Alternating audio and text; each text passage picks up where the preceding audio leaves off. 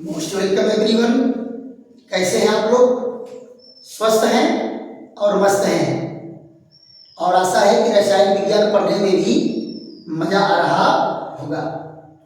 देखो बेटा, आज हम लोग फिर एक बेहतरीन वीडियो के साथ आमने सामने हुए हैं। पिछले वीडियो में हमारी आपकी चर्चा चली थी बेंजोइक अम्ल के भौतिक गुण और रासायनिक गुण के बारे में। तो कुछ रासायनिक गुण इनके शेष रह गए थे, आज उन पर हमारी आपकी चर्चा चलेगी और बेंजोइक अम्ल के उपयोग पर चर्चा चलेगी। राइट, तो बहुत ही बेहतरीन टॉपिक है, हम लोग इस पर डिटेल में चर्चा करेंगे।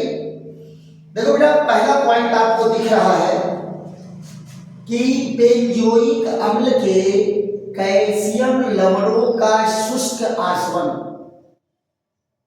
बेंजोइक अम्ल के कैल्शियम लवणों का शुष्क आसवन, इसमें तीन अभिक्रियाएं हैं बेटा। तीन की तीनों अभिक्रियाएं बड़ी ही इंपॉर्टेंट अभिक्रियाएं हैं। तो तीनों अभिक्रियाओं को पहले हम देख लेते हैं। पहला क्या है? कैल्शियम लवण, कैल्शियम बेंजोएट, कैल्शियम बेंजोएट का शुष्क आसवन, कैल्शियम बेंजोएट का शुष्क आसवन। देखो बेटा, अगर केवल कैल्शियम बेंजोएट का शुष्क आसवन करा रहे हैं तो यहां पर देखो क्या होगा फार्मूला इनका। ये कैल्शियम बेंजोएट है, COO का ट्वाइस Ca। क्या है बेटा?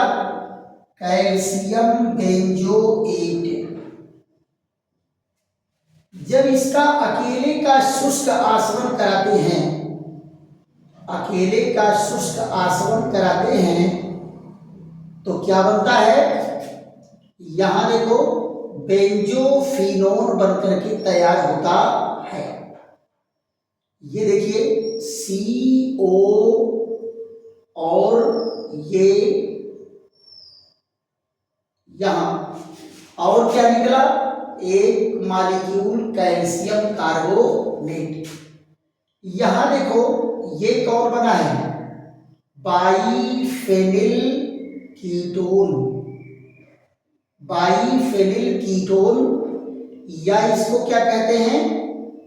बेंजोफिनोन कहते हैं। क्या कहते हैं बेटा? बेंजोफिनोन कहते हैं। यहां पर जरा ध्यान दो, दूसरे में क्या कहा कि कैल्शियम बेंजोएट, कैल्शियम बेंजोएट व calcium format, calcium format, calcium format के मिश्रण का शुष्क आसवन, मिश्रण का शुष्क आसवन, मिश्रण का शुष्क आसवन, मिश्रण का शुष्क आसवन। तो इसमें बेटा दो यूज होंगे। यहां देखो कैल्शियम बेंजोएट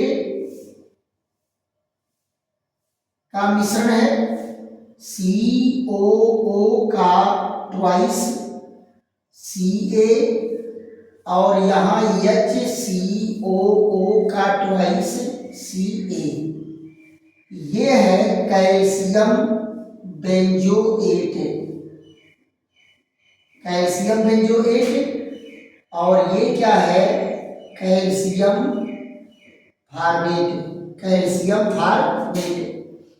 इनका शुष्क आसवन कराएंगे, शुष्क आसवन कराएंगे तो क्या बनेगा, 2 अणु बनेगा बेंजल डिहाइड, 2 अणु क्या बनेगा, बेंजल डिहाइड, और 2 अणु बनेगा कैल्शियम कार्बोनेट। तो ये क्या बना, बेंजल डिहाइड, बेंजल डिहाइड। दूसरा 2 रिएक्शन हो गए, तीसरा रिएक्शन क्या है बेटा, ध्यान दो, कैल्शियम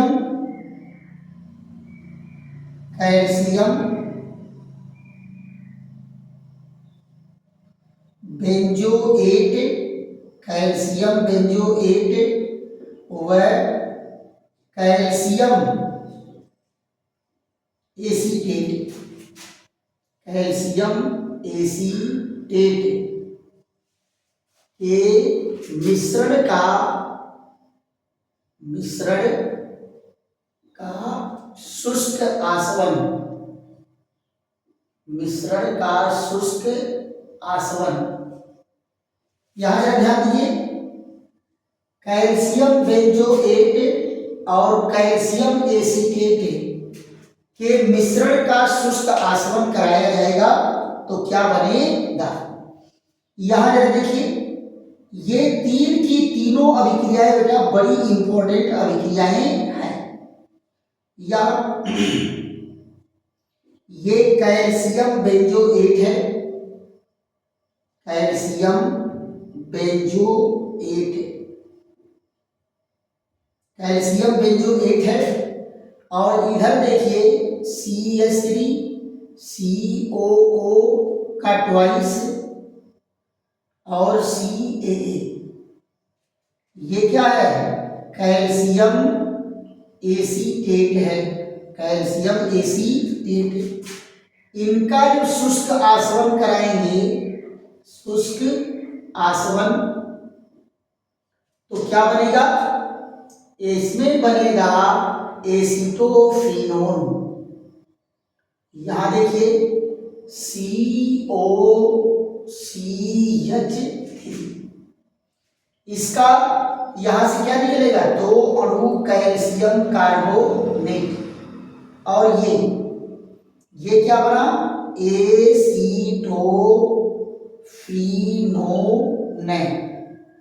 एसीटोफिनोन, या इसका क्या नाम होगा, मेथिल फेनिल कीटोन,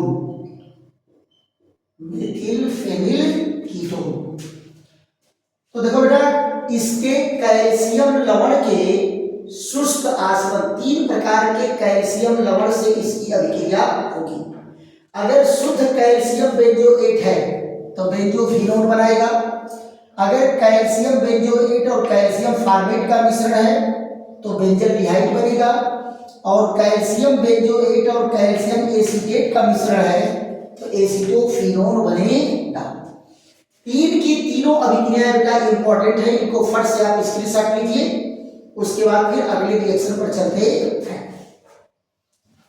यहां जरा ध्यान दो, केमिकल प्रॉपर्टी में एक पॉइंट बेटा बहुत बढ़िया है कि अभी तक जो रिएक्शन हम लोग पढ़े हैं वो सारा रिएक्शन इस अम्ल समूह का था, लेकिन क्या इसमें बेंजीन की रिंग भी कोई योगदान करती है, इनमें भी अभिक्रियाएं होती हैं, इन पर हमारी आपकी चर्चा।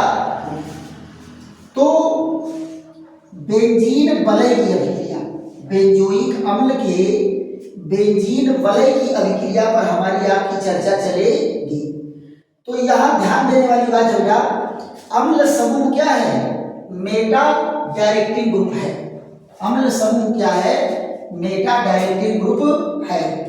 तो इसमें हेडिंग डाल देते हैं क्या, बेंजोइक अम्ल, बेंजोइक अम्ल के बेंजीन वलय, वलय वाले रिंग होती है बेटा, बेंजीन वलय की अभिक्रियाएं, बेंजीन वलय की अभिक्रियाएं, बेंजीन वलय की अभिक्रियाएं।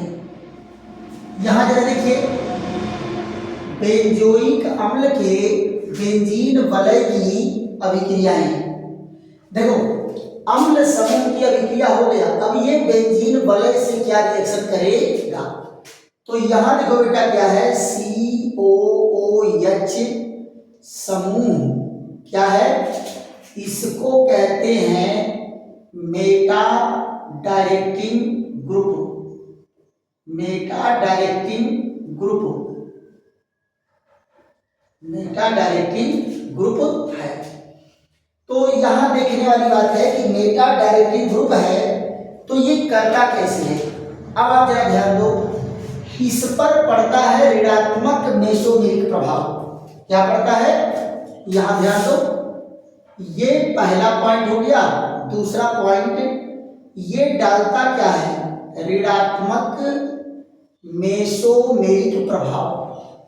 मेसोमेरिक प्रभाव, अगर बेटा आप लोगों को मेसोमेरिक प्रभाव नहीं समझ में आ रहा है तो मेसोमेरिक प्रभाव का एक डिटेल वीडियो में डाला हूं, आप लोग जाकर के पहले उसको देख लेंगे, तब ये चीजें और अधिक समझ में आएंगी। तो यहां जरा देखिए, ये ऋणात्मक मेसोमेरिक प्रभाव कैसे डालता है, ये देखिए, ये है बेंजीन की रिंग रचना और इस पर क्या लगा है, अम्ल समूह लगा है। आप जानते हैं कि अम्ल समूह में ऑक्सीजन की विद्युत ऋणात्मकता क्या है, ज्यादा है कार्बन से, तो ये बॉन्डिंग इलेक्ट्रॉन को अपनी ओर आकर्षित करता है, तो कार्बन पर कैसा आवेश आ जाता है, धनावेश। कार्बन पर कैसा आवेश आ जाता है, धनावेश आ जाता है, और ऑक्सीजन पर क्या गया, ऋण आवेश, और ये क्या है, OH, इस पर आ गया पॉजिटिव चार्ज। फिर अगर ये इलेक्ट्रॉन दे के न्यूट्रल करेगा तो ये कंडीशन आ जाएगी। अब जरा ध्यान दीजिए, आपको मैं बताया था कि अगर धन आवेशित कार्बन किसी कॉन्जुगेट श्रृंखला से जुड़ी हो, यानी अल्टरनेट डबल बॉन्ड से जुड़ा हो, तो डबल बॉन्ड को क्या करता है, एक स्थान पीछे की ओर खींच लेता है।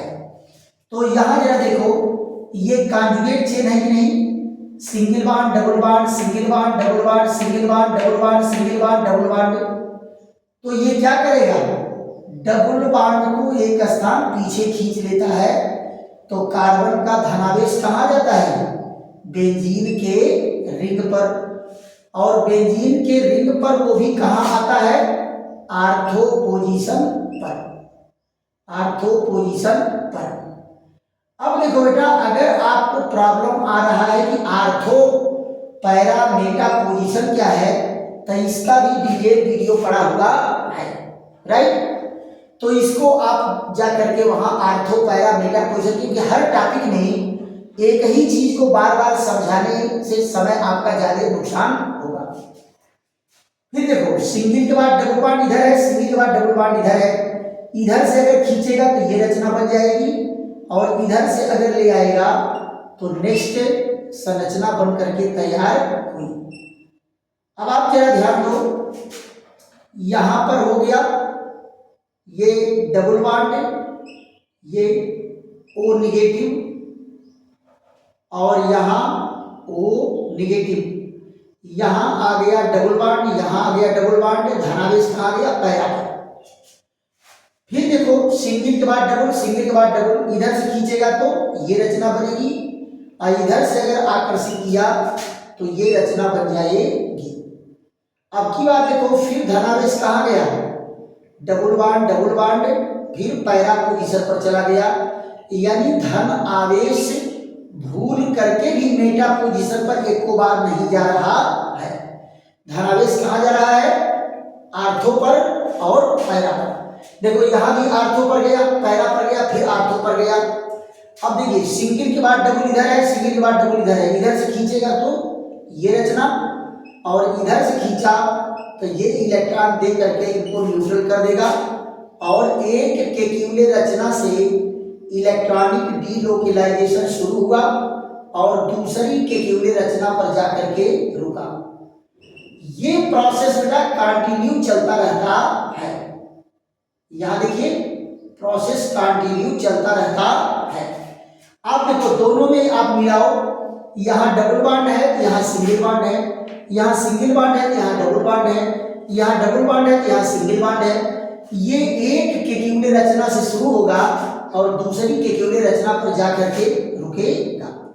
आप जरा देखो ये क्या किया है, अपने ऊपर ऋण आवेश उत्पन्न करके प्रभाव डाला, नहीं डाला है, अपने ऊपर ऋण आवेश उत्पन्न करके प्रभाव डाला है, इसलिए इसको ऋणात्मक मेसोमेरिक प्रभाव कहते हैं।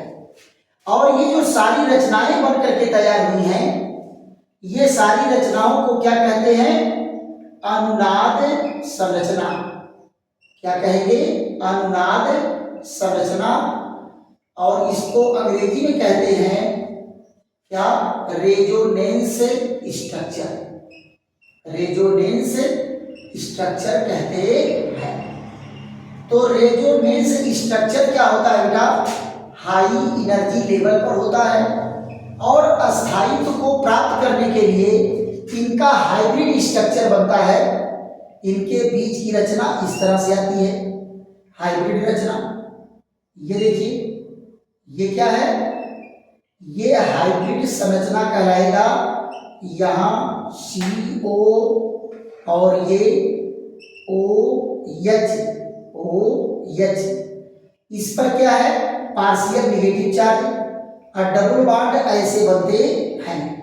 और यहाँ पर पार्शियल पॉजिटिव, यहाँ पर पार्शियल पॉजिटिव, यहाँ पर पार्शियल पॉजिटिव। इसका मतलब क्या है कि ये अम्ल समूह बेंजीन से इलेक्ट्रॉन को आकर्षित किया है, बेंजीन से इलेक्ट्रॉन को निकाला है।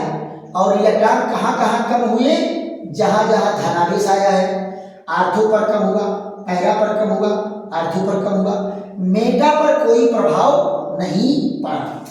अब जरा ध्यान दो बेटा, अगर कोई इलेक्ट्रोफाइल आ रहा है दोबारा इससे जुड़ने के लिए, तो इलेक्ट्रोफाइल पर कैसा आवेश है, धनावेश है। इलेक्ट्रोफाइल पर कैसा आवेश है, धनावेश। यहाँ जाएगा नहीं, क्यों, क्योंकि प्रतिकर्षण बल लगेगा। यहाँ जाएगा नहीं, क्यों, क्योंकि यहाँ भी प्रतिकर्षण बल लगेगा। जाएगा कहाँ, मेटा, है ना। इसलिए अम्ल ग्रुप को क्या कहते हैं, अम्ल ग्रुप को कहते हैं Meta directing group, Meta directing group कहते हैं। क्यों, क्योंकि ये मेटा पोजीशन पर इलेक्ट्रोफाइल कहाँ जुड़ेगा, मेटा पोजीशन पर जुड़ेगा। तो इसका मतलब क्या है कि अम्ल समूह जो है मेटा डायरेक्टिंग ग्रुप है, मेटा डायरेक्टिंग ग्रुप है। ऋणात्मक मेसोमेरिक प्रभाव डाल करके आर्थो पैरा पर इलेक्ट्रॉन का घनत्व घटा देता है, इसलिए आने वाला इलेक्ट्रोफाइल आर्थो पैरा पर न जुड़ करके मेटा पोजीशन पर जुड़ता है, राइट। तो इनसे संबंधित बेटा इनको फट से स्क्रीनशॉट कीजिए। इनसे संबंधित 3 अभिक्रियाएं हैं और तीनों अभिक्रियाओं पर हमारी आपकी चर्चा हो जाती है। 3 अभिक्रियाओं पर चर्चा हम लोग करेंगे, नाइट्रीकरण है और सल्फोनीकरण है और क्या है, हाइड्रोजनीकरण है, क्लोरीनीकरण है। तो यहाँ जरा देखिए, फट से स्क्रीनशॉट लीजिए, 5 मिनट में ये तीनों रिएक्शन हो जाएंगे। तो यहाँ देखिए पहला रिएक्शन इसमें क्या है, नाइट्रीकरण। तो नाइट्रीकरण में बेटा क्या यूज किया जाता है, नाइट्रीकारक अभिकर्मक। नाइट्रीकारक अभिकर्मक क्या होता है, नाइट्रीकारक अभिकर्मक है सांद्र नाइट्रिक अम्ल और सांद्र सल्फ्यूरिक अम्ल का मिश्रण। सांद्र सल्फ्यूरिक अम्ल, सांद्र नाइट्रिक अम्ल का मिश्रण क्या होता है, नाइट्रीकारक अभिकर्मक होता है। अब नाइट्रीकारक अभिकर्मक क्या करेगा, नाइट्रो समूह जुड़ेगा। कौन जुड़ेगा, नाइट्रो समूह। तो इनमें पहली अभिक्रिया कौन है, पहली अभिक्रिया है नाइट्रीकरण, जिसकी अंग्रेजी होती है नाइट्रेशन। नाइट्रेशन, जरा यहां ध्यान दो, नाइट्रीकरण की अभिक्रिया में क्या होता है, बेंजोइक अम्ल की क्रिया होती है इसके साथ COOH। देखो ये है सांद्र HNO3 और क्या है सांद्र H2SO4 के मिश्रण के साथ हल्का गर्म करते हैं तो क्या बनके तैयार होता है, ये मेटा पोजीशन पर नाइट्रो समूह लगेगा तो इसका नाम क्या हो जाएगा नाइट्रोबेंजीन। क्या हो जाएगा नाइट्रोबेंजीन। और यहां से देखो तो क्या नाम पड़ा Meta nitrobenzoic acid, Meta nitrobenzoic acid. और यहां क्या है बेंजोइक एसिड।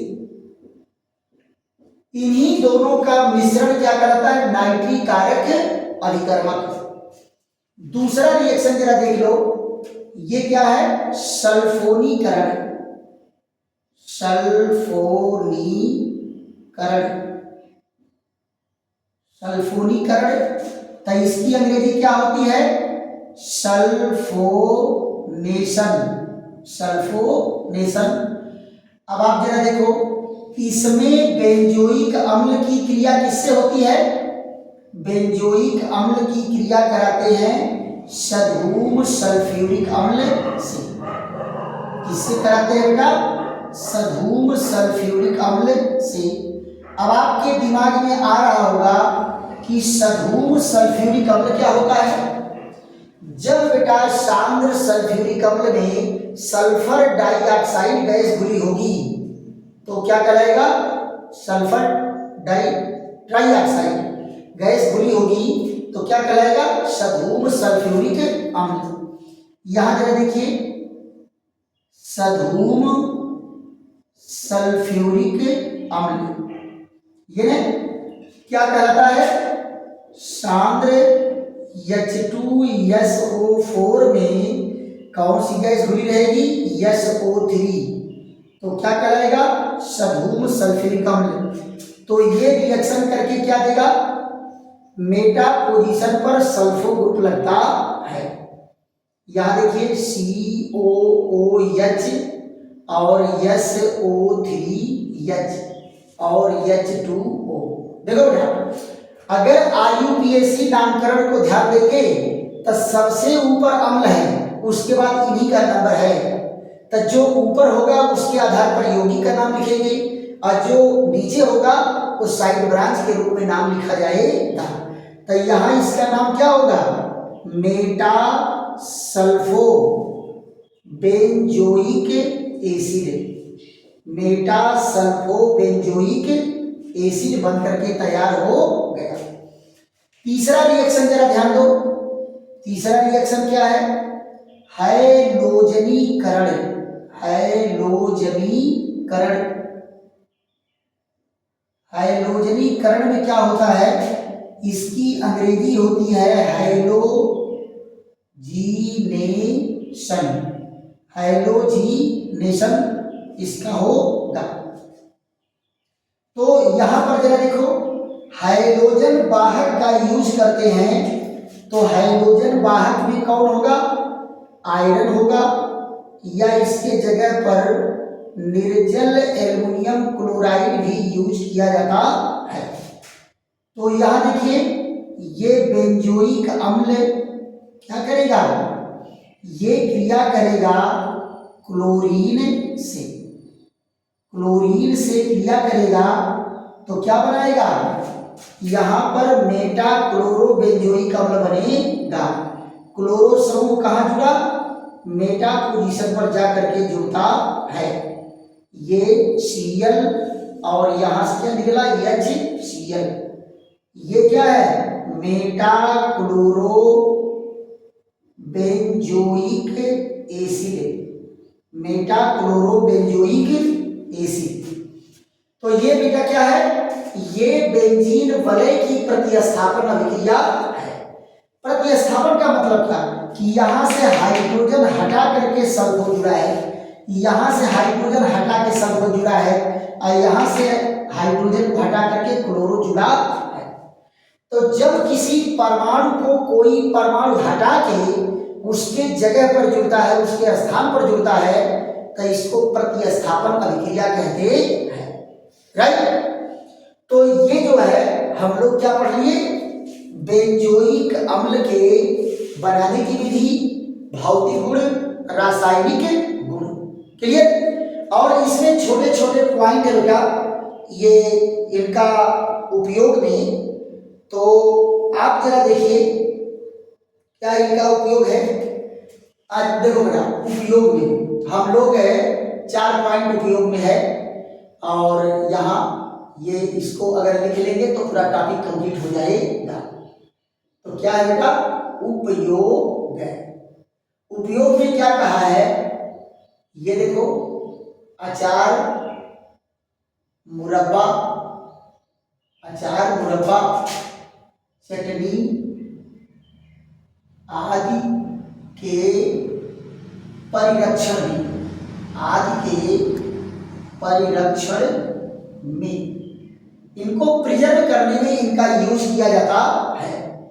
दूसरा पॉइंट जरा देखो, इससे क्या बनाया जाता है, एनिलीन ब्लू रंजक के निर्माण में, एनिलीन ब्लू, एनिलीन ब्लू रंजक के निर्माण में, रंजक के निर्माण में, रंजक के निर्माण में। नंबर 3 क्या है, नंबर 3 है यहां मूत्रीय प्रतिरोधी के रूप में, मूत्रीय प्रतिरोधी के रूप में, मूत्रीय प्रतिरोधी के रूप में।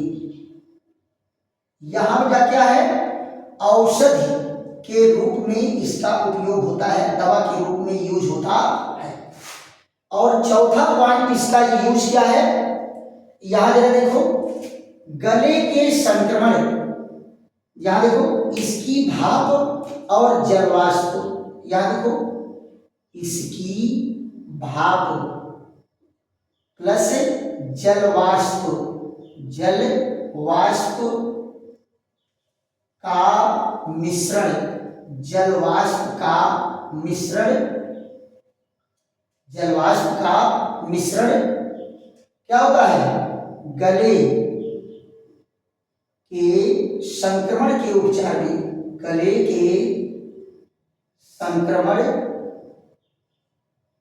के उपचार में, उपचार में, संक्रमण के उपचार में सांस लेने के लिए क्या कहते हैं इसको, भाप लेने के लिए इसका यूज किया जाता है।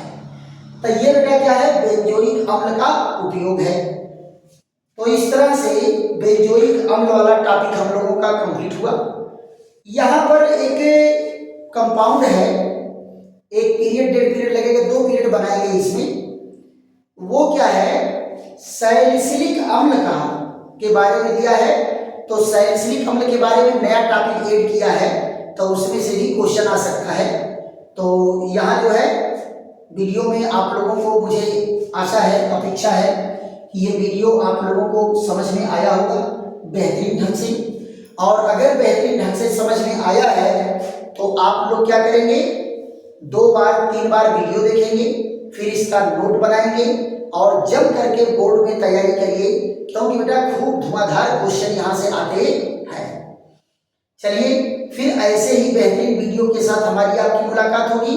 तब तक के लिए विश्राम। थैंक यू, धन्यवाद।